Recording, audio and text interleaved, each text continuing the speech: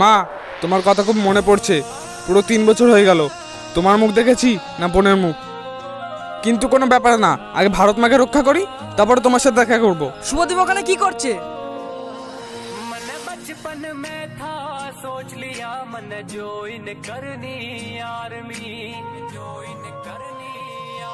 মা, আজকে আমার মা যদি পৃথিবীতে বেঁচে থাকতো তাহলে তোমাকে আমি দেখতে যেতাম। মা, তোমার কথা খুব মনে পড়ে।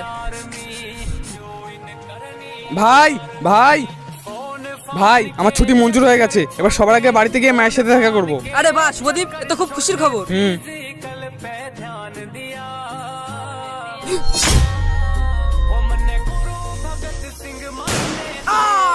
আরে শুভম, শুভম, শুভম। শুভদীপ ভাই, তুমি তো তোমার মার সাথে দেখা করতে যাচ্ছিলে। আমার তো এই পৃথিবীতে মা নেই, আমি উপরে গিয়ে আমার মায়ের সাথে দেখা করে নেবো।